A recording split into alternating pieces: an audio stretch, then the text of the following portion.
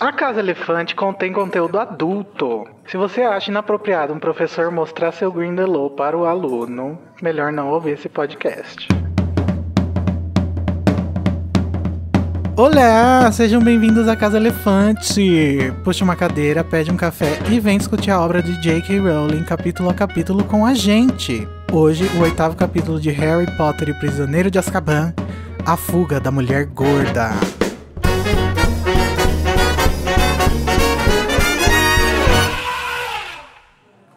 Nossos episódios sempre levam em consideração os acontecimentos de todas as obras do Mundo Bruxo já publicadas.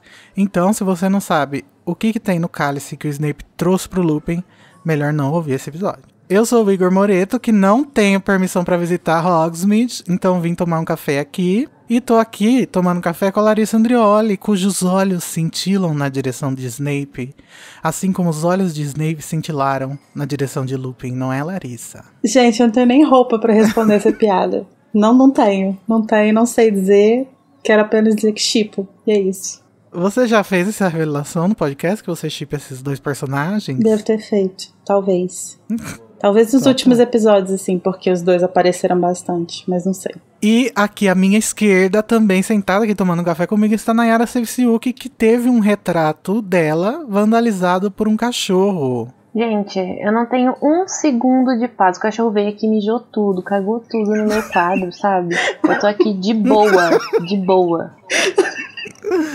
Gente, como que foi isso, será?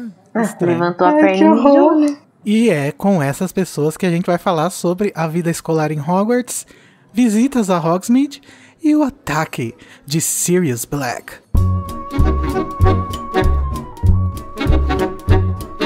Para entrar em contato com a gente, você pode procurar por A Casa Elefante no Twitter, Facebook e Instagram, ou mandar um e-mail para acasaelefante@animagos.com.br. A gente também tem um grupo no Telegram, onde o pessoal conversa e deixa feedback sobre os nossos episódios.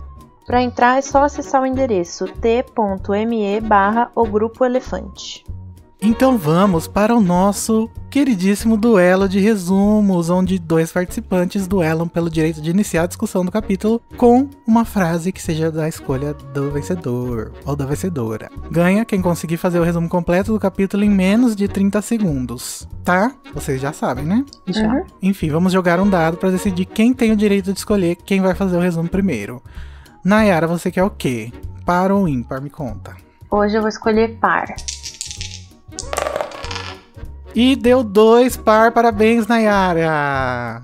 Nossa, já comecei arrasando. E você vai começar ou você vai querer que a Larissa comece? Eu vou começar. Nossa, mas tá muito confiante hoje. É, né? Vou cair do cavalo daqui a pouco. Vai lá, amiga, acredito em você.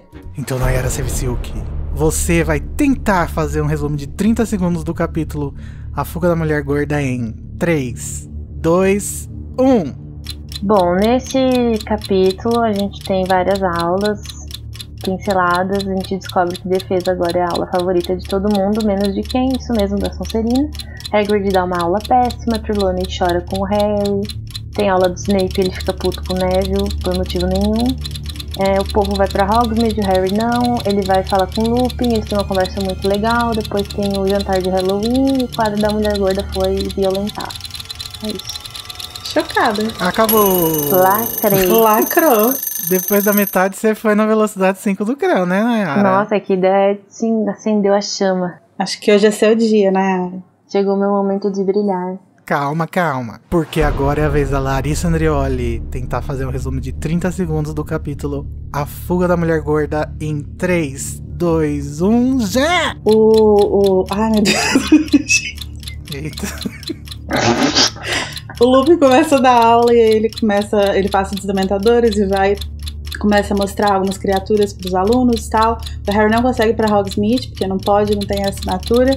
E aí ele vai visitar o Lupin lá e o Lupin mostra o Grindelwald para ele. O Snape chega com uma poção meio suspeita, o Harry fica meio, o que tá acontecendo? Acabou! Ai, gente, nossa senhora. Ótimo!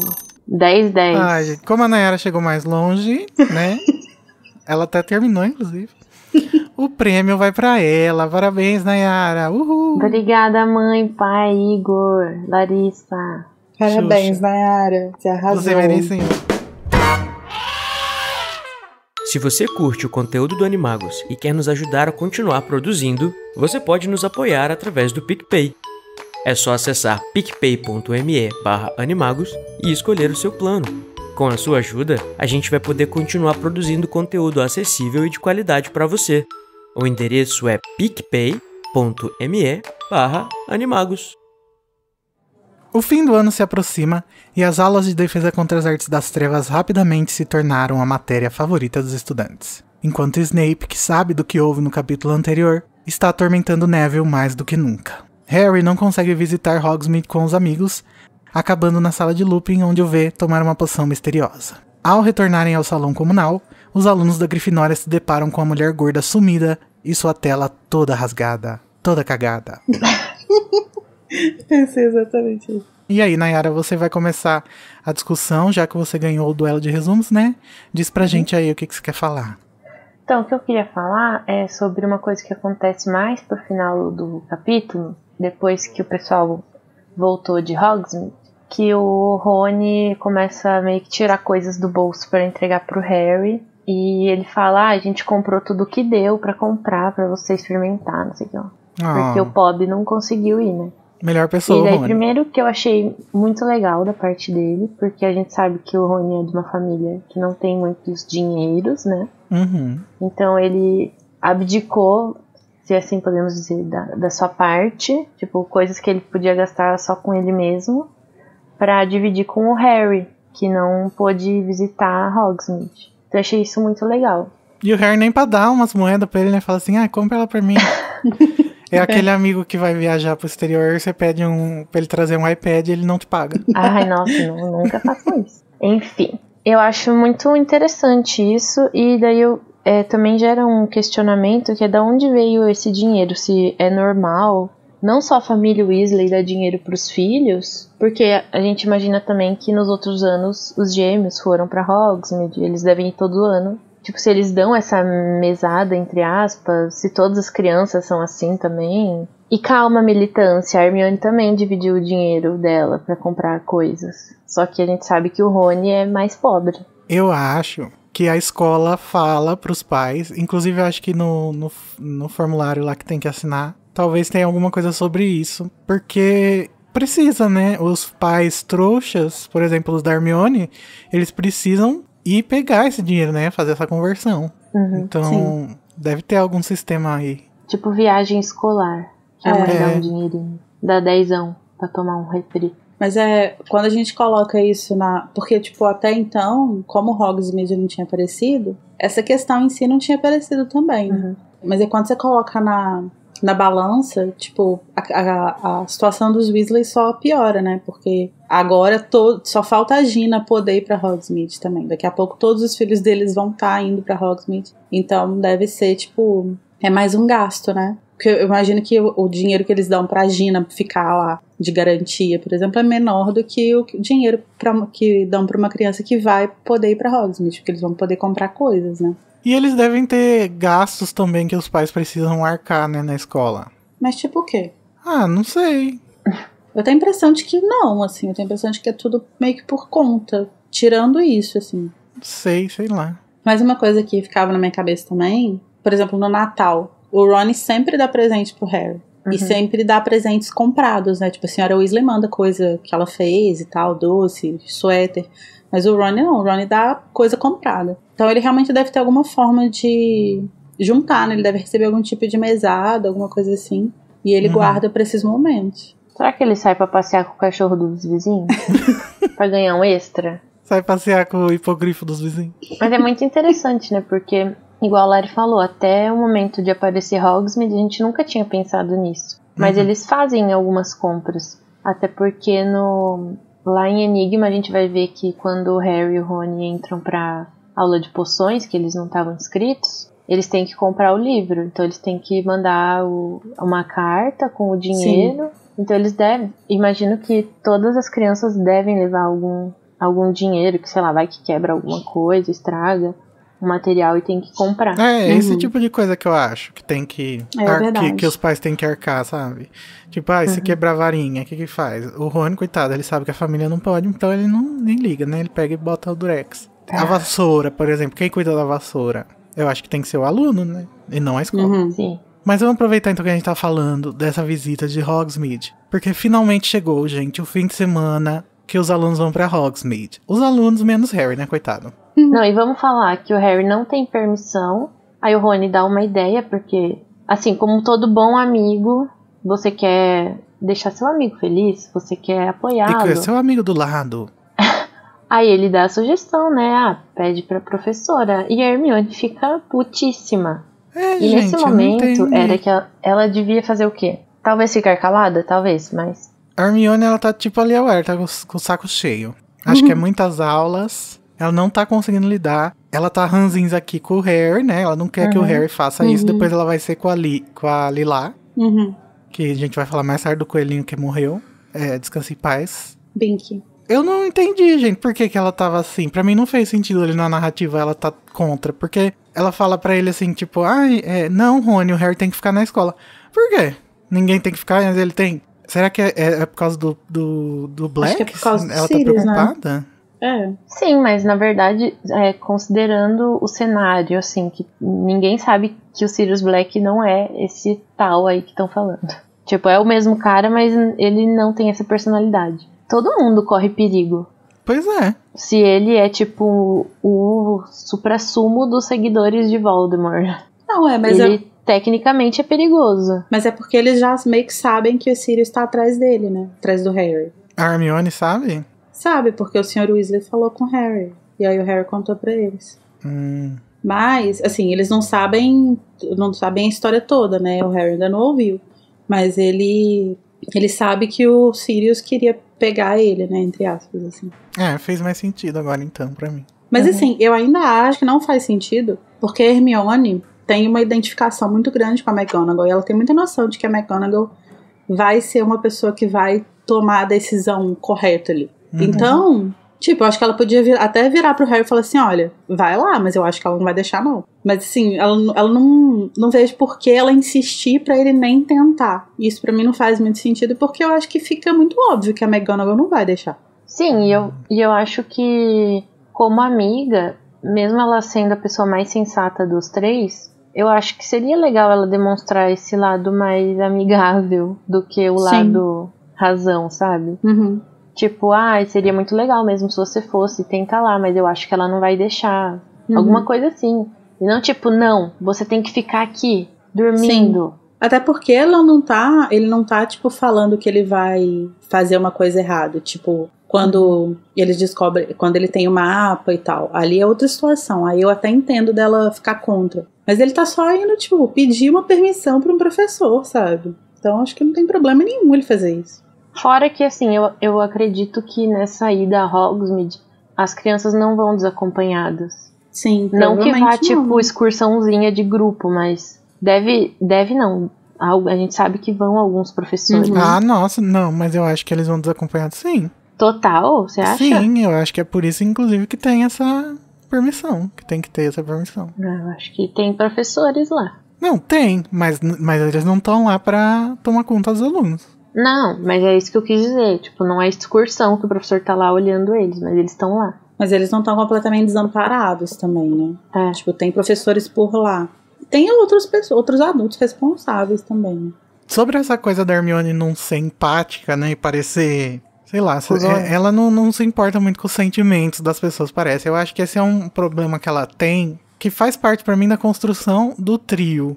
Eu acho que o Rony vai ensinar ela a ser mais assim. E eu acho que isso, por exemplo, é uma coisa que falta nos filmes, que a Hermione é muito perfeita nos filmes. Sim. Vamos falar então sobre o coelho que morreu da Lila Brown, que recebe a notícia de que o seu coelhinho, a Blink, foi assassinada por uma raposa no dia em que a professora Trelawney previu que algo aconteceria, que o que ela mais temia iria acontecer nesse dia 16 de outubro. E a Lila Brown descobriu nesse dia que o coelho morreu.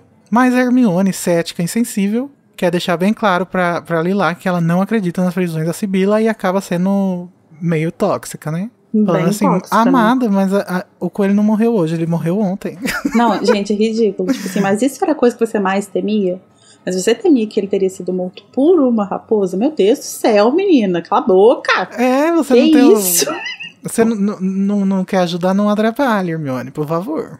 E aí, nesse ponto aí, eu acho que o Ron é muito certeiro na provocação dele, né?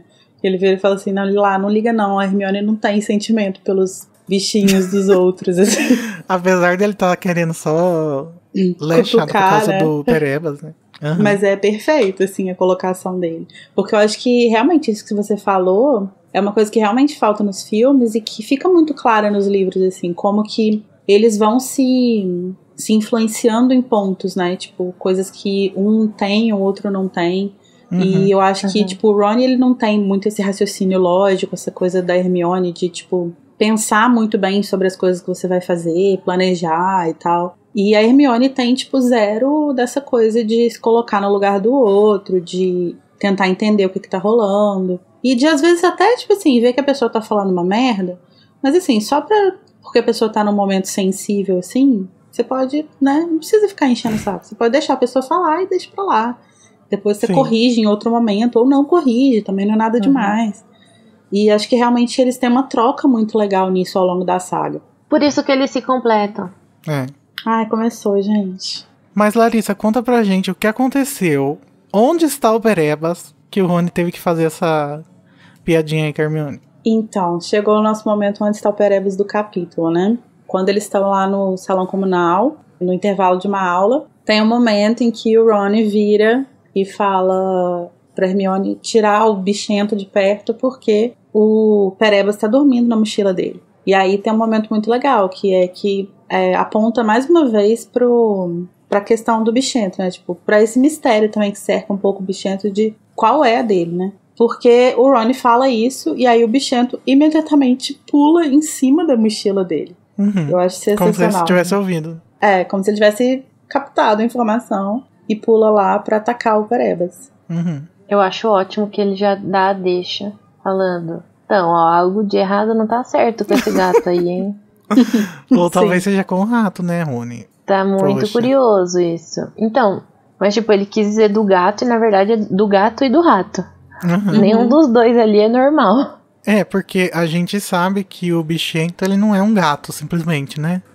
A gente vai falar um pouco mais sobre isso em outro episódio, que a gente for entrar um pouco mais na espécie lá do bichento, que são os Niso, em português é amasso. Mas ele não é um gato normal, então faz sentido o Rony estar desconfiado dele não ser normal. Sim. Bom, mas antes de toda essa conversa aí que acontece sobre o Perebas, lá bem no comecinho do capítulo, que a gente vai ter um panorama, né, sobre algumas matérias. A gente não vai entrar a fundo, mas vai ser mencionado sobre o que aconteceu. E logo de cara a gente já vê que todo mundo tá, assim, fervoroso com esse novo professor, que é o Lupin, que aparentemente é o único professor de defesa contra as artes das trevas que presta. Ele é o favorito de todo mundo, menos de quem? Dele mesmo, Draco Malfoy. Malfoy já voltou cheio de ódio. E sua patota. E ele ainda fala que as vestes do Lupin parecem as vestes do Dobby. Mas ele não fala bem com essas palavras, né? Ele fala assim, as vestes dele parecem do nosso antigo criado, não sei o quê. E daí já sobe aquele ódio, né? Lá da ponta do dedão. Gente, mas como que é possível as vestes do Lupin serem uma fronha de travesseiro? Não é possível. Eu acho que não é bem assim, né? Ai, mas é ótimo. Tem uma ilustração do Pottermore da cena final desse capítulo, né? Que tem o Lupin de costas, assim, e ele tá com as vestes realmente todas rasgadas, assim, sabe? Tipo, com uns buracão, assim, coitado. É estilo, né, gente, que chama. Ele é hipster. Hoje em dia tá na moda. E custa super caro. Quanto menos pano, mais caro. Nossa, gente, mas o Draco, ele não perde uma chance, né? Eu fico impressionada como que ele não perde um momento de ser insuportável. Não, senhora. Mas o que é dele tá guardado, a gente sabe. Logo ele vai ter o dele.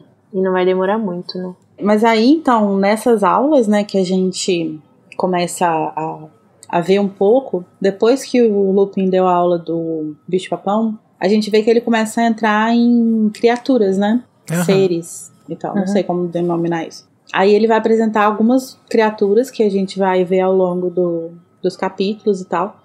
Mas, uma coisa que eu acho interessante é que, tipo assim, enquanto ele tá abordando essas criaturas em Defesa contra as Artes das Trevas, tem também o Hagrid que tá dando aula de trato das criaturas mágicas, né? Não sei muito bem qual que seria, tipo, o limite entre elas, assim, tipo, se existe por exemplo, uma criatura que você estuda em trato não apareceria em Defesa contra as Artes das Trevas, uma criatura que aparece em defesa não apareceria em trato, ou elas aparecem, tipo, de formas diferentes?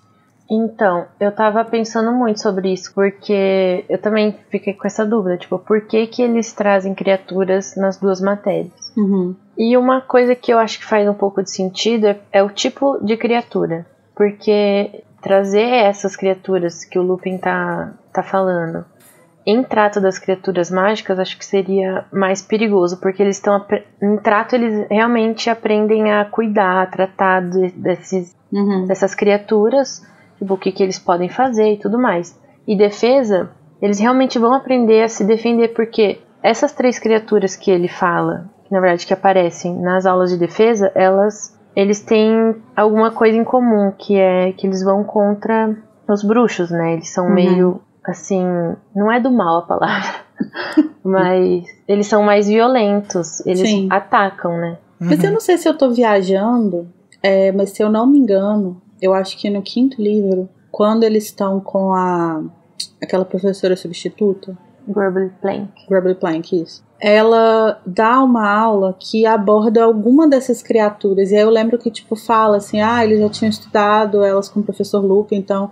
Ou ela fala, tipo, eu sei que vocês já estudaram isso com o Lupin, então vai ser tranquilo. Eu não acho que você estudar o bicho no defesa exclua a possibilidade de você estudar ele em trato. Porque eu acho que depende muito do que o professor de trato considera criaturas que são passíveis de trato e outras que não, né? Então talvez, por exemplo, eu acho que pro Hagrid ia ser o mais a régua é muito lá embaixo, assim. Então, tipo, todas as criaturas merecem trato. Então, eu acho que ele trataria Barreto, Capa e Grindelwald de boa. Enquanto que outros talvez achassem que é melhor ser só tratar desses bichos em defesa. Mas eu acho que é mesmo a forma como você encara os bichos. Eu acho que eles, em trato, você aprende a cuidar delas e deixá-las viverem como que elas vivem. E em defesa é como você se defende delas, né? Como você lida com elas caso você encontre elas na vida. É interessante, né? Eu acho que é, tipo assim, talvez uma das poucas não disciplinas, porque são 2, mas assim, dos poucos temas que são abordados no currículo inexistente de Hogwarts, que são abordados de uma forma interessante, assim, porque realmente encaram as coisas com uma certa relativização, assim, de que, tipo, você pode ter que se defender dessa criatura e ao mesmo tempo você pode ter que cuidar dela. Então é importante você, tipo, ver os dois lados. Concordo. Também acho que, por exemplo, existem criaturas que não precisam de defesa. Por exemplo, o unicórnio eu acho que nunca seria estudado em defesa, sabe? Eu acho que são mais criaturas das trevas mesmo, que tem alguma malignidade. Do mal. Do malzão. Mas então vamos aproveitar para falar sobre as criaturas que a gente conhece aqui. Vamos. Primeiro tem os barretes vermelhos, que eles vão voltar mais tarde nos testes. Que o Lupin vai fazer várias coisas, vai voltar, né, depois. No original do Harry Potter eles são chamados de Red Cap, mas na mitologia eles também são conhecidos como Pori, Dunter, Barrete Frígio ou Pente Vermelho. É uma criatura de várias mitologias, né, na inglesa, na celta e na escocesa tem. E em todas ele é descrito como um duende ou um elfo malévolo, caracterizado pelo seu chapéu vermelho. Parece eu imagino meio que como os anão de jardim. E eles têm os olhos vermelhos também. Em algumas mitologias o chapéu dele é vermelho porque ele mata as pessoas e tinge com o sangue. A J.K. gosta, né? De umas coisas macabras. Na mitologia inglesa, os barretes vermelhos... Essa coisa da mitologia inglesa é a que mais a Rowling se baseou, eu acho. Porque eles ficam meio que assombrando, como se fossem fantasmas, ruínas de castelo onde tiveram muitas batalhas sangrentas. E aí quando o turista ou alguma pessoa chega perto, eles matam essas pessoas pra pintar o chapeuzinho. Mas se você quiser visitar esses lugares de qualquer forma, você não tem medo de morrer, você vai lá e lê uma passagem da Bíblia ou qualquer escritura sagrada em voz alta. Isso no nosso mundo, né, gente? Graças a Deus, J.K. Rowling não colocou a Bíblia no Harry Potter. Uma coisa que eu acho interessante sobre a mitologia dos Barretes é essa coisa de que eles matam as pessoas que vão visitar e tal, não necessariamente porque eles sentem prazer em matar ou coisa do tipo, não que eles não sintam também, mas porque é assim que eles se mantêm, né? Tipo, é assim que eles continuam vivos. Depois que se o chapeuzinho deles for perdendo a cor, eles morrem. É tipo uma praga, né? Se muita gente morreu. Eu imagino que talvez no mundo de hoje em dia eles morassem em cemitérios, né? Que tem várias pessoas mortas. Ou será que precisa ter morrido no lugar? Eu acho que precisa ter morrido, tipo, no lugar. Então hospitais. Eu acho que eles meio que se alimentam dessa aura sangrenta do espaço onde aconteceu. Então acho que eles ficariam tipo em zona de guerra, coisas assim. Onde tem sangue derramado, né? No hospital, gente. No hospital. Eles iam Não, ficar mas eu lá, acho que deve ser, tipo, fruto de conflito, sabe? Verdade. Então, no mito da Escócia, eles são mais detalhados. Eles têm botas de ferro, longos cabelos grisalhos, olhos vermelhos, dentes pontiagudos e podem ser confundidos com um ser humano. Ou seja, eles não devem ser pequenininhos, né? Eles devem ter uma estatura parecida com a dos humanos, né? Porque para ser confundido. E eles carregam uma bengala, que eles usam essa bengala para assassinar os turistas. O próprio Lúcio Malfoy. Mas isso tudo é no nosso mundo, né, pessoal? Em Animais Fantásticos, que é o livro do Newt Scamander, que ele fala das criaturas inseridas no universo, o que acontece, Nayara? Conta pra gente. Então, no livrinho lá, eles são descritos como criaturas anãs que vivem em crateras de antigos campos de batalha ou aonde tem sangue humano derramado, né? E eles podem ser repelidos com feitiços e azarações, mas assim como na mitologia aí que a gente já falou, eles oferecem um grande perigo para os trouxas que andam sozinhos, né? Porque eles não podem usar feitiços nem azarações. Então eles tentam matar com pancadas nas noites escuras. Então se liga aí, gente, olho aberto. Se você for pro norte da Europa, cuidado. Cuidado. Mais uma criatura que o Lupin fala são os capas, né?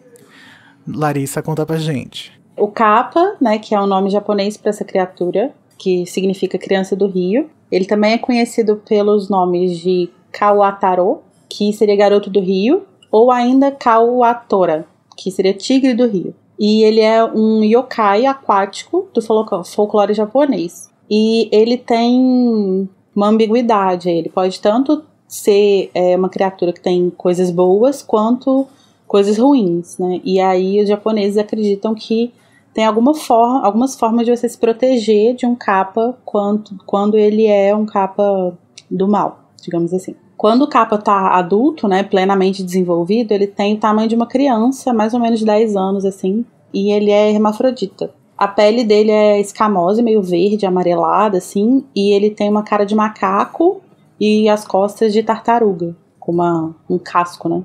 As mãos e os pés deles têm membranas, porque eles nadam, né? Eles vivem no rio, então para eles terem mais facilidade. E talvez o traço físico mais característico do kappa seja uma depressão, um fundo que eles têm em forma de pires no topo da cabeça. E esse espaço, né? Esse fundo que ele tem na cabeça, ele tem que estar sempre com água. Tem que estar sempre cheio d'água para ele poder conservar os poderes sobrenaturais dele quando ele está em terra. Os kappas, eles vivem em rios, mas eles também vivem em lagos e lagoas, mas eles também vêm na terra, desde que eles estejam com a água ali na cabeça, se eles precisarem buscar uma presa por aqui. Reza a lenda que a humanidade aprendeu a arte de curar as fraturas de ossos com um kappa, que ofereceu esse conhecimento em troca do seu braço que foi amputado em uma das aventuras de pilhagem dele. E os braços e as pernas do kappa, quando eles são presos de volta no corpo, né, quando você coloca eles de volta no corpo do kappa, eles parecem que ficam novos em questão de dias, assim, eles se regeneram. E a melhor forma de subjugar um kappa é cumprimentar ele muitas vezes curvando a cabeça, como fazem os japoneses. Olha que legal. Como é uma cortesia fora do comum, o kappa vai se sentir obrigado a curvar a cabeça como uma forma de responder. E aí, depois de ele fazer isso várias vezes, aquele líquido que fica lá no fundinho da cabeça dele, né, e que é o que dá poder pra ele, o que dá força pra ele fora da água, vai cair todo, né, ele vai se derramar, e aí ele vai ser obrigado a voltar pra água. Muito esperto, achei interessante isso. Também. E uma outra, né, e o bom é que você não precisa fazer nada de ruim, é só você ser... Educado, o mínimo. Kill them with kindness, é isso. E uma outra estratégia de aplacar o Kappa é dar pra ele pepino, porque esse é o alimento predileto dele. Então, tipo, você dá um pepino, ele fica feliz. E ele fala, de boa, valeu aí. Na verdade, essa é a maneira de você conquistar qualquer um, ou vencer qualquer um. Oferecer comida. Ah, tá. Não achei que você falou oferecer pepino. Eu ia falar, não. Mas comida, assim. Uma curiosidade, que naquele livro que saiu, acho que o ano passado, ou retrasado, não vou me lembrar agora, o Harry Potter History of Magic, que traz as relações do universo Harry Potter com a realidade, ou as mitologias, né? Lá tem sobre o Kappa, e diz que na cultura japonesa eles usam um totem, né? Com a cabeça do Kappa, um amuleto para proteger a casa. Daí tem uma foto lá bem sinistrona também. E ele é bem parecido com o Kappa dos Animais Fantásticos também, né? Inclusive ele aparece no Crimes de Grindelwald, né? Dentro de uma banheira, no circo. Mas o que tá escrito sobre ele no livrinho do Animais Fantásticos, Nayara? Bom, é muito parecido, porque ele também é um demônio aquático do Japão, que mora que habita lagos e rios rasos. E ele tem fama de parecer um macaco com escamas de peixe no lugar de pelos. Ele tem um oco na cabeça que fica a água. E essa água, ela na verdade é a força vital dele. Por isso que quando ele se curva e derruba, ele é derrotado, né? Porque sem a sua força vital, ele não tem como sobreviver. E diz também que ele se alimenta de sangue humano, mas você pode convencer ele a não fazer nada pra alguém atirando um pepino com o nome da pessoa gravado, com faca. Tem que ser com faca. E ao enfrentar o Kappa, o bruxo tem que enganar ele, então, no caso, pra ele derrubar essa água. Então é bem similar, na verdade, né? Sim. É basicamente uma cópia. A história é muito boa pra ela mudar, né? Lacrou. Eu gostei desse negócio. Mas ela adicionou algumas coisas, né? Como, tipo, gravar o nome da pessoa que você quer. Talvez seja até de alguma outra fonte que a gente não achou, né? Alguma variação também, né? Dessa mitologia. Mas muito legal. E, gente, a última criatura que a gente conhece quando o Harry vai na sala do Lupin, que a gente vai comentar sobre isso daqui a pouco, é o Grindylow, que também vai ter um papel importante no próximo livro, né? Então talvez seja até um foreshadow. E o Grindylow, no folclore inglês, ele é uma criatura que vive nos condados de Yorkshire e Lancashire. É bem específico, né? E acredita-se que venha de Grendel, um nome usado no conto, né, do Beowulf e também outros contos antigos, em que esse nome tem conexão com pântanos e lagos. E também diz a lenda que os Grindylows pegam crianças com os bração deles, né? Eles têm uns braços gigantes e uns dedos gigantes. E as afoga caso elas cheguem perto demais do lago, do rio, qualquer coisa assim. E lá na Inglaterra os pais usam o Grindylow meio que um bicho-papão, assim, para as crianças não chegarem perto da água, né? É o homem do saco, né? Grindylow do saco. E ele também está em Animais Fantásticos, né, Nayara? Fala pra gente. Sim, a Nayara é a dubladora do Newt hoje. Eu mesma, a Nilta. Ele, na verdade, eu acho que esse é um dos mais diferentes, assim, do que a gente tá falando hoje, né? Ele é um demônio aquático que tem chifres e pele verde clara, e ele é encontrado nos lagos da Grã-Bretanha e Irlanda. Ele se alimenta de pequenos peixes e é bem agressivo com bruxos e trouxas, sem distinção. Ele é agressivo com todo mundo, igual algumas pessoas que eu conheço. Embora ele saiba que os sereianos são capazes de domesticá-los. Isso eu acho que a gente consegue ter uma visão um pouco em Cálice de Fogo, né? Porque eles vivem no mesmo lago e não tem brigas. Sim. Então, eles têm, em vez de braços longos como na mitologia, né? Eles têm só dedos muito longos. Embora eles tenham grande força, é muito fácil de quebrar. Isso eu acho um pouco diferente do que a gente vê no filme, né? Que no filme ele tem uma aparência mais de polvo. Não sei, não parece que ele tem ossos pra quebrar. Enquanto que aqui no livro parece que ele é meio vegetal, né? Tipo uma alga. Mas é essa, gente, as criaturas. Deixa nos comentários aí qual que vocês já conheciam, se tem alguma que vocês acharam estranho. Porque eu lembro que quando eu lia quando eu era criança, eu passava assim batido por esses nomes, eu nem ligava muito. Só depois de crescido que eu fui buscar saber o que eles eram. Tinha tanta coisa acontecendo, né, que nem ligava muito. Não é isso, nem ligava muito. É que eu acho que, assim, quando você tá lendo, daí você se depara com um nome que é esquisito e não tem muita coisa falando o que é. Porque ele fala assim, ele falou sobre tal criatura. Mas não fala muito sobre o que é essa criatura. Igual a gente trouxe aqui, né? Aí você meio que, tá, dane-se, não quero saber, volta pra história. Mas aconteceu a mesma coisa. Depois só que eu fui me interessar mais. Mas acho que é porque a gente fica muito imerso, a gente quer saber mais sobre o universo, né, que ela criou. Então faz sentido. Sim. Primeiro a gente lê pra saber da história, né? Depois a gente vê o universo. Bom, e aí, mais uma coisa que a gente fica sabendo nesse panorama que a gente vê das aulas, né, do que tá rolando e tal, é que tem uma pessoa que não tá muito feliz, né? Não que em algum momento ele esteja. Não que a gente tenha, assim, um vislumbre de algum momento que tá tudo bem. Mas, especialmente agora, o Snape tá um pouco chateado, né? Ele tá se sentindo humiliated, tá chateated, porque... também, né, gente, quem não ficaria, né? Sim. Ele tá ciente lá de que o bicho-papão do Neville se transformou não somente nele, mas nele drag ainda por cima, né? Então... Drag mal feita ainda, né? Com uma roupa horrorosa de velha. Drag mal feita com a roupa da avó do menino. Pelo amor de Deus, não deixou nem ele fazer um figurino. Dá um close melhor. Pra ele fazer o lip sync dele. Mas ele tá chateado sim. E ele tá descontando lá no Neville, né? Pra variar. Se já tava difícil pro Neville antes, imagina agora. Mas olha, Larissa, eu vou fazer seu papel e vou passar esse pano. Por quê? Vai, amigo, vai. Esse é o seu momento. Não acredito. Vitória gente, do imagina povo. Que o ok deve ser você tá lá trabalhando de boa, de repente chega o seu bully pra dar aula e no primeiro dia ele faz uma humilhação com você dentro da sala de aula que vira piada na escola. Mas, ele deve ser traumatizado com os marotos e com o Lupin. Aí o cara chega e faz isso. Ele tá... Eu acho meio... Assim, tudo bem que foi legal com o Neville e blá blá blá. Mas eu acho que é meio antiprofissional você pegar e humilhar o colega na outra sala. Deixa eu falar, então. eu não discordo disso, que tipo, não deve ser legal, isso tudo que aconteceu e tudo mais. Só que a gente tem que entender que não é culpa, não foi proposital o Neville ver ele como bicho-papão, até porque a Lara também até entraram nessa discussão no episódio anterior, falando sobre o medo do bicho-papão, né, se é uma coisa mais interna. Tanto que o Harry lá, ele pensava no Voldemort, mas na verdade foi o Dementador. Então, tipo, é uma coisa que o Neville não ia conseguir controlar. Então, acho que foi muito...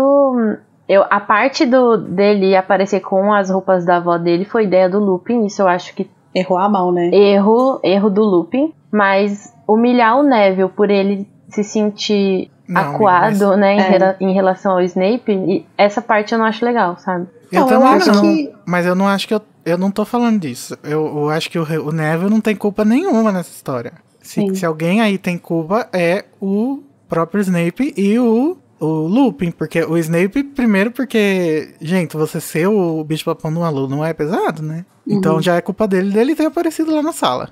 E daí também a culpa do Lupin de ter falado pra ele vestir o Snape com as roupas da véia. Eu acho que o Neville, ele, coitado, né? Ele tá sempre no lugar errado, na hora errada, fazendo as coisas erradas. Tudo respinga nele, assim, né? Às vezes ele não tem culpa de nada e tá tudo sempre sobra pra ele. O que eu acho legal de pensar nisso aqui é sobre a discussão que a gente teve no último capítulo também, sobre, tipo, essa construção da persona do Snape, que a gente falou sobre toda aquela coisa dele ser um professor que começou a trabalhar muito jovem, tendo uma diferença de idade muito pequena para os alunos que ele dava aula, eram pessoas que tinham estudado com ele, que tinham visto ele sofrer bullying e tal, e como que ele começa a construir essa persona de não ser só um professor rígido, mas ser um professor babaca, ser um professor que, tipo, é grosso com o aluno, justamente para construir essa distância, né, e essa figura de autoridade. E aí o que eu acho foda é que, tipo assim, pensando nisso, o Lupin conseguiu destruir isso em uma aula, sabe? Tipo assim, por mais que eu não concorde com o que o Snape constrói como esse professor, por mais que eu não concorde com a figura dele, eu acho que o Neville não tem culpa nenhuma do Snape ter aparecido ali. Mas o Lupin, ele lida com aquilo de uma forma... Ele dá uma resposta muito simples para uma parada que tem uma... Ramificação. Tem uma ramificação muito grande, tem consequências muito sérias ali, tipo. E acho que essa reação do Snape de ser ainda mais grosso com o Neville, ser ainda mais babaca com o Neville, e eu acho que com as outras pessoas também, né, meio que ele piora o comportamento dele com todo mundo, é meio que uma defesa de, tipo assim, porra, eu tenho que construir essa merda de novo, porque ele me deslegitimou na frente dos alunos, que são os alunos que inclusive menos gostam dele, menos respeitam ele naturalmente. Então ele precisa meio que reconstruir isso, né? É quase como se o Lupin tivesse voltado na época de escola e tivesse zoando o Snape. E na verdade, ele, dos 4 marotos, ele era o mais sensato. Então, mas é que eu acho assim, que o Lupin não fez isso por malícia. Eu acho que ele... Não, também não acho que ele tenha feito. Eu não acho nem que ele fez isso porque era o Snape, ou querendo realmente bulinar. Eu acho que foi... sei lá, sabe aquele problema que vai virando uma bola de neve, que ninguém percebe? Eu acho que ele realmente tentou resolver uma questão de uma forma muito simplista, sabe? Sendo que ele, estando ciente do que era o medo do Neville, porque o Neville falou antes, não foi igual aos outros que eles tipo, só pensaram e de repente apareceu, ele poderia ter pensado uma outra forma de propor uma resolução pro Neville ali que não fosse humilhar o Snape, né? Tipo, a figura do Snape. Porque isso traz... Então, o gatilho, né, gente? Uma porrada. Mas aí, pensando agora, assim, tipo... Eu acho que não ia ter uma solução. Porque o intuito do feitiço é você rir daquilo que tá na sua frente. Então, de alguma forma, ia ser humilhante pro Snape. Mas eu acho que o certo a se fazer... Eu vou fingir que o mundo é real. Seria o Lupin e conversar com o Dumbledore. Falar assim, Dumbledore, o bicho papão do menino é o professor? Sabe? Corre aqui. O Dumbledore vai fazer o quê? O Dumbledore vai, tipo... falar, ai, que legal, então vamos deixar o Snape dar aula particular pra ele. Mas daí pelo menos ele já lavou as mãos. Daí já o problema já não é mais dele. Mas assim, não sei, eu acho que talvez tivesse alguma outra forma que não fosse, tipo assim... ser uma humilhação tão... às custas de direta, alguém, né? assim. Não sei. Eu não sei, porque como envolve, tipo, uma pessoa... Não sei, eu fico me imaginando assim, se eu fosse o bicho papão de alguém, óbvio que eu não sou, porque, né, eu sou muito legal. Mas se eu fosse, qualquer coisa que, tipo, fizessem que fossem rir da minha cara, eu ia achar humilhante. Enfim, eu já falei tudo que eu tinha pra falar. Eu acho que é uma situação, eu não sei realmente se tem uma saída, mas eu acho que é uma situação, assim, que... Foi difícil, eu acho. Eu tenho talvez empatia. Ele deveria falar assim, seu bicho hora. papão é o Snape, então assim, faz o seguinte, vai pro final da fila, e a gente vai pra próxima pessoa aqui. Eu acho que tinha que ser sabe? isso, tipo... Teria professor, evitado, assim. o meu bicho papão é o Snape. Daí o Lupin fala, então vamos deixar pra mais tarde. Porque eu acho muito complicado. Enfim, além da aula do Lupin e do Snape, que a gente vê ele sendo cuzão com o Neville, a gente tem a aula da Trelawney, que a Trelawney só consegue chorar quando vê o Harry, né? Preguiça. Ninguém mais quer ficar nessa aula. Depois a gente vê a aula do Hagrid e a gente tem também mais um motivo pra gente ficar meia hora aqui falando, mas como a gente já falou muito do Snape e etc, acho que só vamos dar uma pincelada, que é o fato do Hagrid, coitado, ter perdido a confiança, né, por causa do Malfoy, e aí agora ele tá dando aulas boring. E aí eu fico me pensando que será que o Hagrid é um professor ruim a partir de agora por causa desse primeiro choque, né? Ou será que ele realmente é ruim? Não me sinto mais pleno pra julgar o Hagrid agora. Eu acho que seria, na verdade, uma mistura. Porque eu não acho que ele ia ser o melhor professor de trato das criaturas mágicas, porque você conhecer e lidar com criaturas não te torna um professor excelente. Mas eu acho que ele tentou causar uma impressão boa na primeira aula, trazendo hipogrifos que ninguém esperava, não sei o quê. Né? Aí o Malfoy atuou, aí como sempre, tragou a nossa vida. E ele ficou chateado, eu acho que ele perdeu a motivação, né? Eu acho que o Hagrid, ele tem uma... Eu acho que essa relação que ele tem com as criaturas mágicas, ela é muito massa, porque ela abre muitas portas para tipo, as pessoas olharem para bichos que elas talvez tivessem medo por um preconceito, por histórias que tem na cabeça e tal. E ele meio que abre a mente das pessoas falando isso, assim, né? Tipo, quando ele mostra os hipogrifos, por exemplo, momentos antes da desgraça acontecer, né? Quando tá tudo bem, isso é muito legal. Mas ao mesmo tempo, eu acho que isso é um problema, porque eu acho que ele não mede muitos riscos. Então, ele acaba se tornando um professor meio perigoso nesse sentido, assim, sabe? Além dele não ter didática de modo geral, assim, porque, tipo, ele não tem muita didática mesmo, ele também não tem uma noção, tipo, do que é ok você levar pra uma aula, o que não é ok. Parece que é 880, né? Ou é o bicho mais perigoso do mundo. Ou você vai alimentar verme com alface, sabe? Tipo, não é possível que não tem nada no meio termo aí, gente. Pega o Grindelwald emprestado do Lupin, sabe? Mas o que a gente vê agora? A coisa que ninguém queria comentar, mas só eu comentei no capítulo, o quadribol. Por quê? Ninguém se importa. Olívio está sem tempo, irmão, porque é o último ano dele em Hogwarts e ele quer ganhar, porque ele quer ganhar a taça, entendeu? Então se vira, neném. Ele ainda dá um discurso lá, tipo... motivacional. Porque nós temos artilheiras maravilhosas, fulana.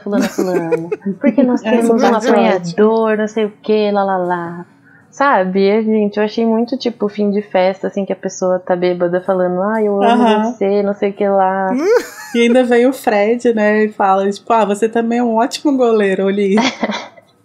Ai, gente, eu amo, sério. Mas é isso, né, ele tá no seu último ano. Mas eu acho legal porque a gente vai ver depois, né, eu falando de quadribol, me deixa. Depois a gente vai ver, quando entra outros capitães, né, como a dinâmica muda. Sim. Então, quer dizer, no próximo livro a gente não vai ver, mas em Ordem da Fênix, sim. Inclusive, falando em quadribol, a gente tem um recap de quadribol nesse capítulo, que ninguém é obrigado. Inclusive, tá claríssimo que esse parágrafo foi inserido ali depois da edição, porque o parágrafo logo em seguida tá continuando uma coisa que aconteceu no parágrafo antes do parágrafo da explicação. E é só um parágrafo, tipo assim, lembrando as regras, né? Tipo, nada gente, a ver. Até eu, que gosto de quadribol, achei desnecessário. A pessoa que tava editando mandou uma mensagem pra Rowling assim, dona, manda aí um parágrafo explicando quadribol pra nós. Não, é muito louco esse conceito, porque, tipo assim, isso parte do pressuposto de que tem pessoas que começam a ler no terceiro livro, né? E assim... Não, isso é muito louco, porque assim, eu até entendo que algumas pessoas começaram no segundo, assim, né, hoje em dia eu não faria isso, mas eu entendo, assim, e eu li o segundo livro primeiro, porque eu já tinha visto o primeiro filme e falei, não preciso ler, né, nada a ver. Eu também, eu comecei pelo terceiro, por causa do que eu já tinha visto o filme. Então, mas tipo assim, se você viu os dois filmes, você sabe o que é quadribol. O que eu acho louco é que, tipo assim, você ter que inserir uma explicação de quadribol no terceiro livro parte do pressuposto de que tem alguém que não sabe o que é quadribol, ou seja, ela não leu nem os dois livros, nem assistiu os dois filmes e tá começando a ler uma saga ali, no meio. Isso amiga, é muito mas doido. eu acho que tem, viu? Quem faz isso? Não, eu sou da opinião de que, assim, você explicar no segundo livro, tudo bem. Agora, o terceiro... quem chegou no terceiro livro é porque já conhece. E porque tem interesse em continuar lendo. Agora, sim, quem tá nem aí, já parou no primeiro, na verdade. Gente, é só pra editar... Isso é coisa de editora. Elas estão falando assim, tipo... Faça com que a pessoa queira comprar o livro mais recente. E depois, se ela quiser, ela volta a ler os outros. É por isso. Porque ela precisa fazer esse livro ser lido por mais gente do que ler os outros. E a única forma de fazer isso podia colocar uma nota de rodapé, né? Ai, eu não gosto de nota de rodapé pra livro infantil. Ai, gente, sei lá, um apêndice. O Tolkien usava apêndice, coloca um apêndice. Mas o Tolkien era doido. O Tolkien tava fazendo E Rowling é uma pessoa sã. completamente sã. Não, mas ela tava escrevendo pra criança, o Tolkien tava escrevendo pra ele mesmo.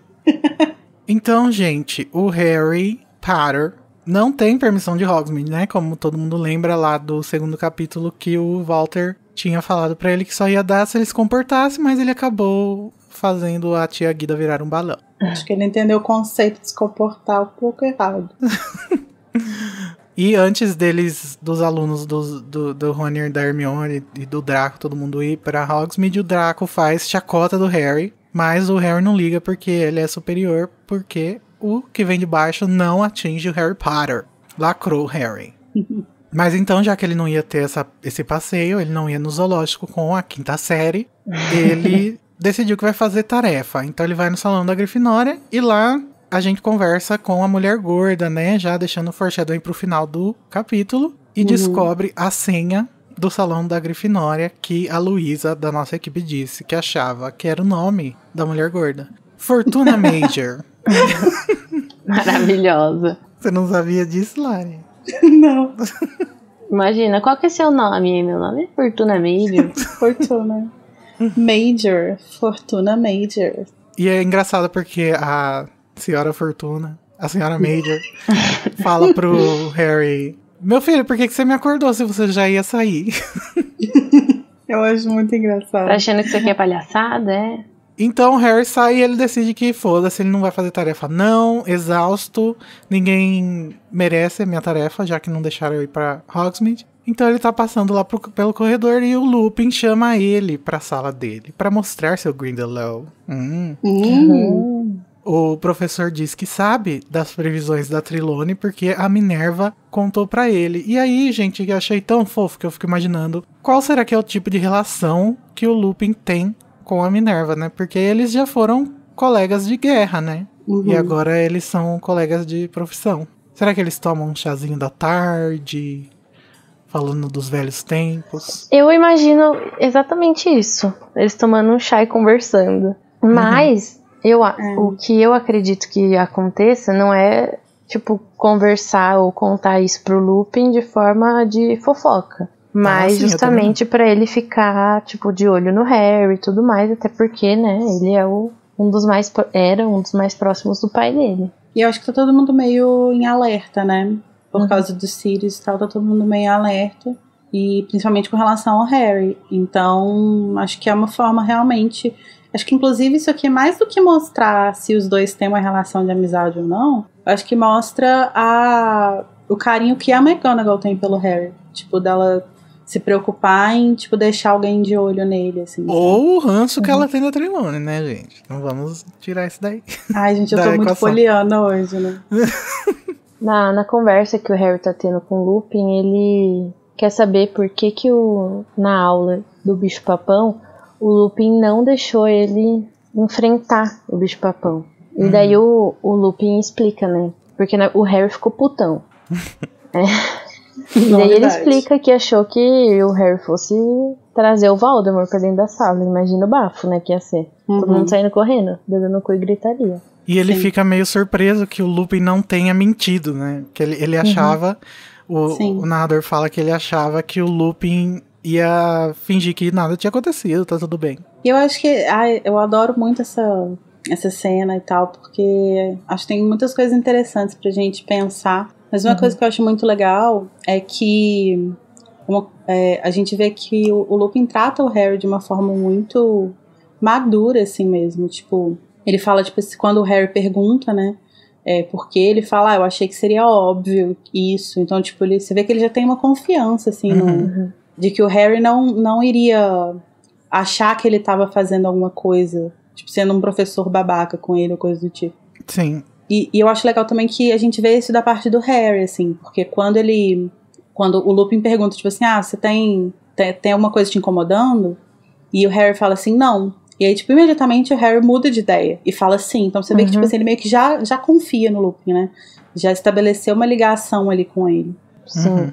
E isso é uma coisa que, dos adultos que estão em volta do Harry, eu acredito que nenhum tenha tratado ele dessa maneira, porque na verdade tá todo mundo sempre escondendo alguma coisa dele, sempre não querendo que ele... Não só o Dumbledore, porque Se você for ver, a Minerva também sabe de tudo. Não, mas o Dumbledore ele não esconde, ele conta tudo. Ah, Tudo que o Harry pergunta, ele responde. não. Ai, eu tenho a impressão que ele é tão maduro quanto o Lupin foi aí, com o Harry. Não, eu acho que ele às vezes fala, não é a hora, não isso, não aquilo. Mas eu sei, as pessoas estão protegendo o Harry, ou eles estão, tipo, não querendo que o Harry faça alguma coisa, ou não descubra alguma coisa. E o Lupin é muito claro e direto com ele. Sim. Eu acho que isso ajuda na aproximação dos dois, sabe? Ele confia muito no Lupin. Sim, e eu acho que isso é importante pro próprio personagem, pro resto da história dele, sim. Ele vê que ele não é tratado mais como uma criança. Por alguém, pelo menos. Acho que mesmo as pessoas que, tipo, estão escondendo coisas deles e tal, por mais que eu não concorde, são todas posturas que a gente entende, assim, tipo, eles estão preocupados, né? Afinal de contas, o Harry é uma criança. Então você pode, né, às vezes você pode fazer coisas erradas ali, achando que tá protegendo e não tá protegendo. Então. Mas é muito legal como que o Lupin escolhe, tipo, tratar ele como uma pessoa, não tratar ele como um adulto, porque ele não é um adulto, mas tratar ele como um adolescente, tipo, que entende as coisas, que tem noção das coisas que estão acontecendo. E a gente vai ver esse tipo de comportamento retornar com o Sirius na ordem, né? Quando ele quer porque quer deixar o Harry saber de tudo, e a Molly e o pessoal, a pessoa mais responsável, acha que é melhor o Harry não saber de nada mesmo. Mas eu não sei se eu classificaria o comportamento do Sirius quanto ao Harry de forma como maduro, assim. Eu acho que em alguns pontos sim, mas eu acho que de modo geral ele tem uma dificuldade muito grande em separar o Harry do pai dele. E isso é um problema, né? Porque o pai dele morreu. Eu acho que é o mesmo tipo de atitude que o Lupin tem aqui, só que o contexto muito diferente, né? Que no caso de lá, realmente era muito perigoso ele participar da guerra, e aqui é só uma coisinha, nada a ver. E aí eu acho interessante também, porque quando a gente estava comentando nos capítulos, né? A Tami falou sobre essa relação do Lupin, dele tratar o Harry de forma muito madura, e ela ela escreveu sobre como que isso é legal de levar em consideração, considerando que, assim como o Harry é um gatilho, né, pro Snape e pro Sirius, ele é um gatilho pro Lupin, né? Tipo, ele também era amigo do James, então ele também tá olhando ali pro amigo dele que foi assassinado. E ele era amigo da Lilian também. E ele era amigo da Lilian, isso. Então eu imagino que seja muito pesado pra ele também. Tanto que eu acho que um dos motivos dele ter ficado tão distante esse tempo todo é devido ao fato óbvio dele ser um lobisomem e achar que ele sempre tá... que ele é perigoso, sei lá, vai fazer alguma coisa com alguém. Mas também o fato de, tipo, essa memória ser muito... dolorosa pra ele. Sim, mas eu acho que talvez o Lupin, ele seja a única pessoa da geração dos marotos ali que a gente tem contato que sobreviveu e que de fato, tipo, processou o trauma de perder as pessoas, sabe? Tipo, porque ele de fato seguiu a vida dele. Ele não era o Snape que virou espião e ficou naquele rolê ali. Ele não era o Sirius que ficou preso e não pôde lidar com isso de forma saudável. Então ele, por mais que ele tenha sido atingido, por mais que ele fique triste, eu imagino que seja uma barra pesadíssima pra ele estar ali, estar com o Harry, lembrar de tudo e tal. Ele foi uma pessoa que seguiu a vida dele. Então ele processou essas coisas. Então acho que talvez venha daí, sabe? Tipo, a forma como ele lida tão bem com a presença do Harry. Ainda falando sobre o bicho-papão, eles falam sobre o que o Harry ia ver, né? E o Lupin fala o porquê que não deixou o Harry enfrentar, e o Harry fala que primeiro ele pensou no Voldemort, mas logo em seguida ele já pensou no Dementador. E o Lupin fala que ficou impressionado, porque isso mostra que o Harry, na verdade, mais sente medo é de sentir medo, né? Porque o Dementador é isso, é a representação do medo e tudo o que tem de ruim. E daí acho que até vocês falaram, né, bastante sobre isso no episódio anterior. Eu acho interessante esse conceito do medo, porque é uma coisa que não é muito fácil de você compreender aí nessa conversa. Como assim medo do medo? Ele tem medo do Dementador. O Dementador causa outras coisas que não são só o medo. Mas o Lupin, ele conseguiu entrar mesmo na psique do Harry e entender o que era, né? o que ele tem medo é do que o Dementador causa nele. E o que o Dementador causa nele é medo. Porque ele tem a relação com o negócio da mãe e tal. Ele ouve a mãe gritar. Sim. Apesar do Lupin não saber disso, né? Ele não sabe que ele escuta a mãe, né? Mas é por causa do desmaio, né? Ele sabe que é tão forte que chega até ele perder a noção da vida. Uhum. Muito pesado. Muito pesado. Bom, mas nesse rolê aí, nessa mesma conversa, nesse mesmo momento em que eles estão batendo esse papo gostoso, leve, né? Quem chega? Ela mesma, né? Olha lá quem vem virando esquina. Vem Snape com sua poção festejando. O Snape aparece, né, pra entregar uma poção pro Lupin. E essa poção... O que é essa poção, Igor? Conta pra gente. Essa poção, a gente ainda não sabe, a gente vai ficar sabendo que ela é a poção do acônito. Em inglês é Wolfsbane, né, potion. E ela é uma poção que os lobisomens tomam e que ajuda na transformação. Elas não fazem com que a transformação não aconteça, mas elas previnem que a pessoa fique demente ou com uma cabeça de animal, né? Eles se transformam, mas eles continuam com a mente humana, então eles não causam nenhum problema. E, inclusive, no Pottermore, no texto do Lupin, a Rowling fala que o Lupin não tinha como tomar a poção até que o Dumbledore ofereceu o trabalho pra ele, né, de professor. Porque os ingredientes são muito caros e que, se ele quisesse tomar, ele teria que admitir às autoridades que é um lobisomem. Mais um problema, né, gente, da política do mundo bruxo. Sociedade bruxa. Porque, tipo, você precisa falar que você tem um negócio que pode te causar um estigma gigantesco pelo tratamento disso. Eu acho muito interessante, porque se for pensar, ele passou todos esses anos sofrendo demais. E, tipo, ninguém nem sabe onde ele tava. E eu imagino que quando a pessoa se transforma, ela não sabe o que aconteceu, né? Ou será que sim? Durante a transformação. Acho que não. Talvez tenha, tipo, flashes, assim, mas eu acho que memória mesmo, acho que não. Imagina você ficar, tipo, sem saber se você fez alguma cagada, assim, matou alguém. Porque lobisomens matam. Mas só um detalhe sobre a poção, né? No livro, o Lupin fala... nesse texto do Pottermore, a gente sabe que os ingredientes não são acessíveis, né? Mas além disso, no livro, o Lupin fala que não são muitos bruxos que sabem fazer essa poção, porque é tipo uma invenção recente. E é uma poção muito complicada e tal. Então, ele só consegue tomar por estar em Hogwarts e porque o Snape é uma das pessoas que sabe fazer essa poção, né? O príncipe mestiço. O príncipe mestiço, o próprio. Mas o Snape, ele não vai simplesmente entregar a poção, né, Larissa? Ele fica meio... Claro que não. Ele chega lá pra entregar essa poção e ele age de uma forma meio suspeita, né? Meio estranha. Ele não quer virar as costas. Ele fica olhando. Essa cena, gente. Ai, meu coração fica como? Chega até a arrepiar. Ai, gente. Mas assim, o que acontece? Ele chega lá e aí ele fica meio olhando assim pro Harry, tipo, o que essa porra desse menino tá fazendo aqui? Atrapalha meu date com meu boy. E aí ele entrega a poção e tal. E ele sai sem se virar, cara. Tipo, ele sai de ré. E assim, eu não tinha pensado muito sobre o fato dele sair de ré, sabe?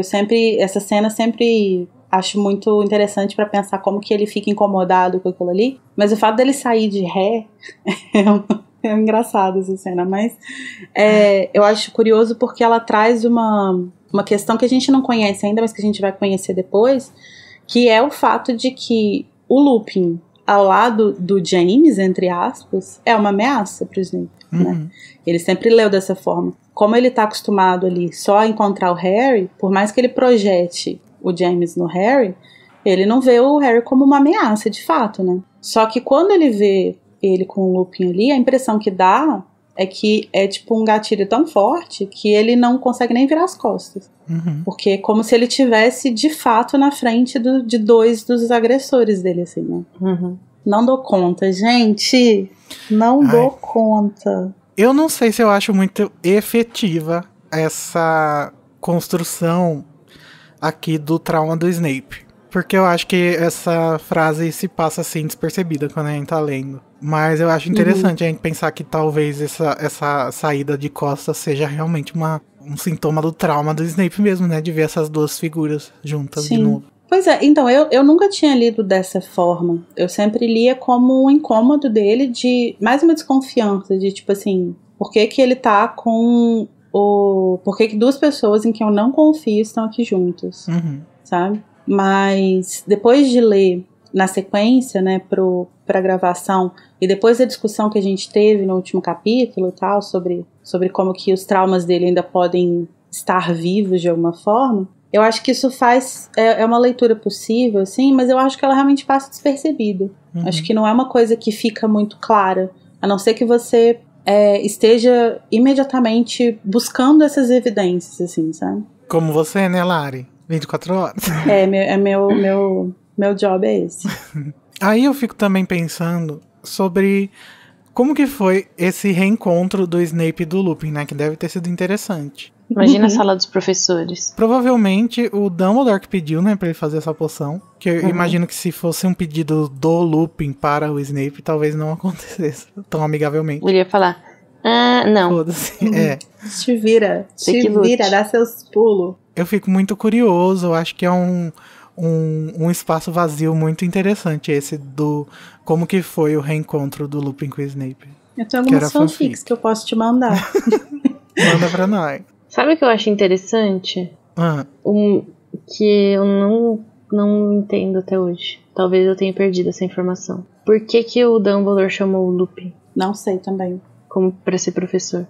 Fica aí o questionamento. No livro anterior a gente fica sabendo que tá difícil, né? Arranjar professor. Então, acho que ele juntou o útil ao agradável, assim, de querendo reinserir o Lupin na sociedade e ao mesmo tempo ganhando um professor.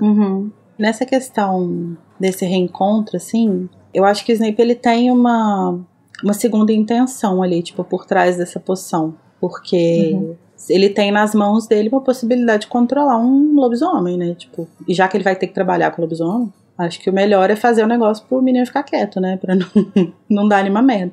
A gente tem que lembrar, inclusive, que o Snape quase morreu nas mãos do Lupin, né? Tipo, quando eles eram adolescentes. Então, eu imagino que ele não tenha nenhum interesse em ter um lobisomem por perto sem controle, assim. E eu não acho que eles tenham algum tipo de... tirando nas minhas fanfics, né? Eu não acho que eles tenham nenhum tipo de reaproximação, assim. Eu não acho que o Snape tá aberto pra isso. Apesar do Lupin parecer, justamente por causa que eu falei, que eu acho que ele é uma pessoa que processou as coisas de forma saudável na vida adulta, você vê que ele tem uma gentileza com o Snape o tempo inteiro, assim. Ele trata ele muito bem, trata ele com muita gentileza mesmo. Mesmo que tivesse uma abertura do Snape antes do Neville transformar ele numa drag, acho que aí, não né? tem mais. Fodeu. Estaria fechada a porta. Mas com certeza não teve, né? Porque no próximo capítulo a gente vai ver lá tudo o que aconteceu com o final desse. E o Snape fala, né, da desconfiança dele. Mas eu acho que no final das contas, se o Snape tivesse sobrevivido à guerra e ele tivesse tido uma closure suficiente, talvez ele pudesse ter uma amizade com o Lupin. E a sua fanfic se realizaria, viu, Lari? Eu não sei, eu acho possível por alguns lados, assim, por outros não. Eu não consigo imaginar, a verdade é que eu não consigo imaginar o Snape tendo um closure, de fato. Porque amiga, você não leu Criança Amaldiçoada? Li, né? Mas em outro universo paralelo. É muita coisa pra ter closure, sabe? Tipo, eu não consigo conceber, assim. Mas eu acho que se ele fosse desenvolver algum tipo de relação com alguém ali, acho que seria com o Lupin, porque eu acho que eles têm traumas muito parecidos. Eles perderam pessoas que eram importantes pra eles da mesma forma. E eu acho que, tipo, tanto a Lily quanto o Dumbledore são pessoas que confiaram neles quando ninguém confiava, entendeu? Então, eu acho que os dois têm esses laços, de certa forma. Gente. Por isso que o chip funciona tão bem, gente. Se rendam. Discordo. Então, gente, mas tá, vamos falar sobre a doideira do Harry, que o Harry... Gente, o Harry vai ficar total, todo livro... no LSD, louco. Sim, todo livro, ele fala assim, não, gente, se não foi ano passado e nem no outro, é nesse. O Snape está querendo matar alguém esse ano. E se não sou eu agora, é o Lupin, porque eu gosto do Lupin, então ele vai matar o Lupin. E o Harry acha que o Snape tá dando veneno pro Lupin e que o Lupin tá tomando de boa, assim, sem saber de nada. Mas sabe o que mais me admirou nessa parte? A Hermione. Ela concorda e ela fala, mas ele bebeu. Sim, é muito louco. Gente, tá todo mundo drogado. Então, gente, eu não sei se é porque eles são crianças e aí a gente sempre passa esse pano, ou se... É porque criança que a Rowling tá forçando, sabe, esse Red Herring aí, tudo livro. Mas não é eu não sei também. O Snape, ele vai sempre... Mas é muito engraçado. Ele vai sempre ser o Red Herring até o dia que ele realmente é a pessoa. E quando eles... A gente até falou disso, né? Mas quando eles param de desconfiar do Snape, é que ele é a pessoa que eles estão procurando. Enfim, engraçado. Estamos começando mais uma jornada aqui do Snape. Deve ter alguma coisa errada com o Snape. A gente pode ter quadro fixo. Isso, quem o Snape está tentando matar. Sim. Mas por falar Snape, eu juro que a última coisa que eu vou falar dele, também a gente tá acabando a pauta, mas enfim, né, não tem culpa. Esse livro só é dele, não posso fazer nada. A gente chega, né, nessa data, que é uma data o quê? Significativa. Significativa em muitos níveis. E também é uma data amaldiçoada, né, gente? Pelo amor de Deus, todo mundo já entendeu que Halloween é dia de ficar todo mundo quietinho em casa. Quarentena, porque todo ano dá merda. Todo ano dá merda. No primeiro ano foi o Trasgo. No segundo ano foi o primeiro ataque, não foi o ataque da Madame Nora? Sim. Foi. E no primeiro ano também. É o primeiro ataque em todos os livros. Então. No Halloween. Então, assim, complicado. Só que, então, a gente já sabe que nessa data é a data em que vai acontecer alguma coisa, né? Mas antes de acontecer essa coisa, momentos antes da desgraça acontecer, o que acontece? O amor está no ar, né, gente? Eu queria só... Eu não podia perder a chance. Eu pedi para estar nesse episódio, eu troquei de data, para poder apenas enaltecer essa fala, essa cena em que o narrador diz o seguinte, depois que eles estão lá no banquete, né? E aí, enfim, se não ficou claro pra ninguém até aqui, se eu não mencionei isso em algum outro episódio, o meu chip da vida é Snape e Lupin.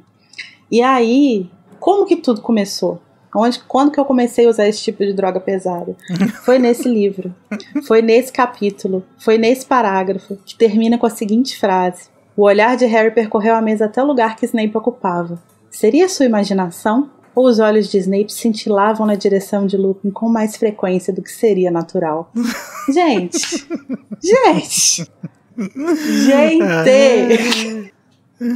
Não é isso. Evidências. É gatilho pra Larissa isso aí. Gatilho demais, gente. Mas eu acho essa cena, fanfic à parte, eu acho que isso meio que volta naquilo que a gente tava falando lá dele saindo de Harry. De como que ele ficou tão, tipo assim, incomodado com o fato de ter visto o Harry na sala, né? E ele meio que, tipo, mais do que o normal, ele tá desconfiado do Lupin naquele dia, né?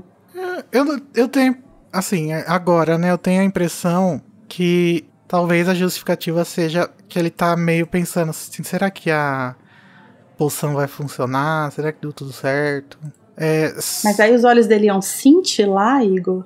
Mas tava cintilando porque era noite, tava cheio de fogo em volta, os fantasmas voando. Cintilou de tensão sexual, gente.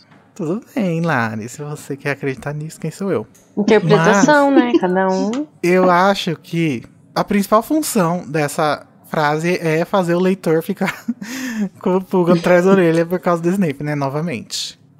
Como se ele tivesse, tipo assim, esperando pra ver se ele vai cair morto agora.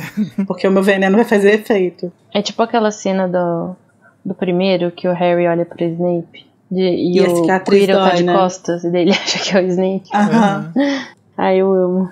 Então, gente, depois desse amor dessa fic da Larissa, que nasceu aqui, a gente vai voltar para salão com o Nala Grifinória para dormir, né? Porque foi um dia cheio de emoções, uma semana. Um capítulo em que a Rowling usou para passar o tempo, né? Porque não dá para narrar o ano inteiro. Então, a gente chega na porta e descobre que a mulher gorda não está lá. que ela sumiu. Eita. E o quadro está todo cagado. Eu quase da Nayara. Mijado. E o Pirraça, eu não sei o que acontece, mas todo capítulo que o Pirraça aparece, a Larissa está aqui. Justice for Pirraça. Karma que chama. Então, o Pirraça diz para o Dumbledore que ela ficou passada, chocada, quando o Sirius Black apareceu. Caralho, papapã. Eu acho esse Sirius um dos Black. melhores ganchos, assim. Impossível parar de Eu ler, acho gente. que- Mas sabe o Não, que é acontece? impossível. Você tá lá na sua cama, 3:30 da manhã, Sim. lendo, você fala, eu só vou ler até esse final de capítulo. Só que não. É por isso Não, que eu sou não a vai. favor de parar no meio do capítulo. Não, que horror. jamais. Não, e eu acho esse gancho tão incrível porque ele consegue terminar ao mesmo tempo que ele termina com um puta suspense de caralho, Sirius Black tá no castelo, fudeu. Ele termina num tom de comédia, porque é o Pirraça falando tem um gênio danado esse tal de Sirius Black, gente. Eu acho maravilhoso. Aham. É final de episódio, né, gente? Se fosse série, com certeza ia ser o final do episódio esse. Uhum. Oi, oi, oi, oi. Oi, oi, oi, oi. Capítulo perfeito. Então agora com o quadro rasgado da mulher gorda, a gente precisa ir para aquele momento triste em que a gente fala do pedaço que a gente menos gostou do capítulo. O momento Avada Kedavra! Ô Larissa, conta pra gente o seu. Eu vou trair meu princípio. Eu falei no último episódio que sempre que eu puder dar o Avada no Pirraça eu vou dar. Mas nesse eu não vou dar, porque acho que essa é uma das poucas aparições do Pirraça que eu acho legais. O meu Avada vai pra Hermione, insensível, falando do coelho da menina, velho. Coitada do coelho da menina. Não mexe com o coelho, sabe? Aham. Se essa menina fala isso do meu gato, eu dou na cara dela. Aham. A garota que a gente chamou. Sai daqui. Ih, sai daqui, vou pegar seu boy depois. É mesmo. Nossa, verdade. Gente, a vingança dele lá foi planejadíssima. Verdade. Sensacional. Tudo que começou aqui. Mas então eu vou aproveitar que a Larissa deu pra Hermione, também vou dar pra Hermione, porque assim, ela foi bem tóxica mesmo nesse capítulo, mas como são poucas chances de dar a vada pra Hermione, eu vou sempre dar quando tiver uma chance, entendeu? pra dar uma equilibrada. E você, Nayara? O meu momento Avada vai pro Snape, porque sempre que puder eu vou. E desculpa, Larissa, você tá no meu Não, coração. amiga, tá tudo bem. Tá tranquilo. Tô Porque acostumada. eu achei muito deselegante, desnecessário, ele descontar o ódio dele no Neville, pobre. De fato, não precisa, né? Você tem que ser como o Harry, e o que vem de baixo não te atinge, Snape. Pois é. Pode resolver esses problemas com o Lupin de outras formas. Não precisa envolver o Neville nisso. Tá, agora que a gente já deixou nossas mágoas para trás, vamos para o momento em que a gente fala o momento mais gostoso, o que a gente mais gostou, o que a gente mais amou, o que é mais cheiroso, que não foi vandalizado por um cachorro. O momento Expecto Patronum! Começando dessa vez com Nayara Sevciuk. Conta pra gente, Nay. Gente, então, vou ter que dar pro Rony, né, que dividiu seu dinheiro lá. Lacrou. Dinheiro não o dinheiro, né? Gastou seu dinheiro lá pra dar metade das coisas pro Harry.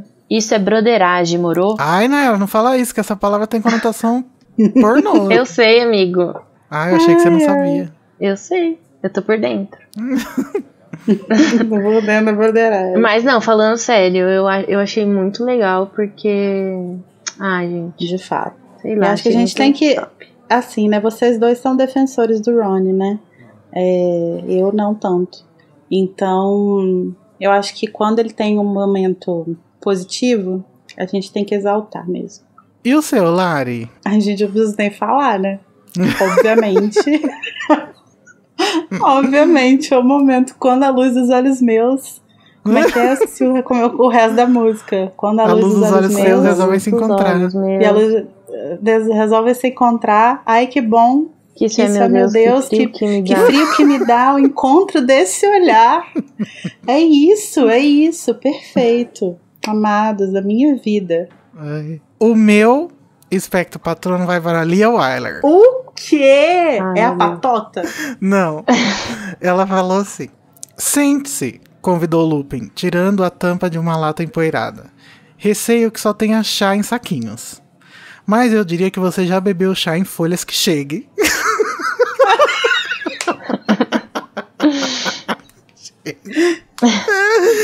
Gente, eu amei. Isso tem muito cara de gente velha falando. Deu tudo certo pra mim essa parte. Parece Portugal, português de Portugal. Mas eu diria que você já bebeu chá em folhas que chegue. Enfim, eu gostei muito. Parabéns pra ela. Eu acho que ela tá precisando, gente, porque a gente tá sendo muito maldoso com ela ultimamente. Venho percebendo nos episódios. Sendo que, coitada, ela merece poucas vezes. Algumas vezes ela merece, mas outras, a culpa não é dela. Enfim. É verdade. Realmente essa cena é muito boa.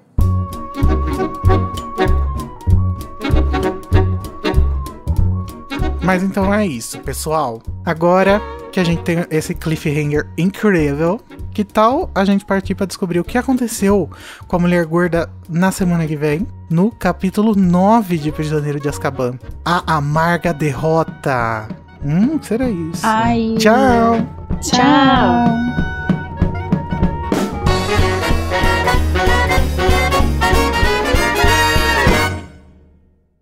Porque agora é a vez da Larissa Andreoli tentar fazer um resumo de 30 segundos do capítulo A Fuga da Mulher Gorda em 3, 2, 1, já!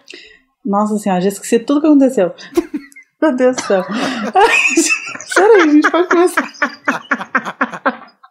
Acabou! O que é isso? Ai,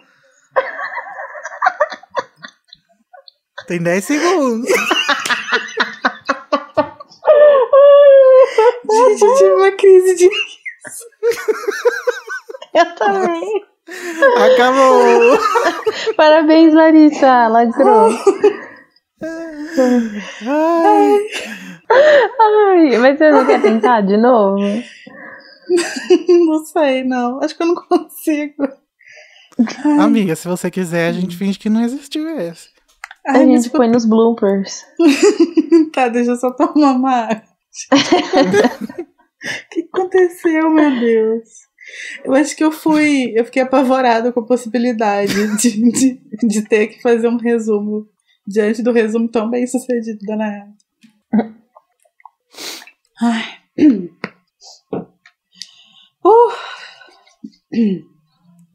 Tá. Tá tudo bem? Tudo bem. Vamos lá.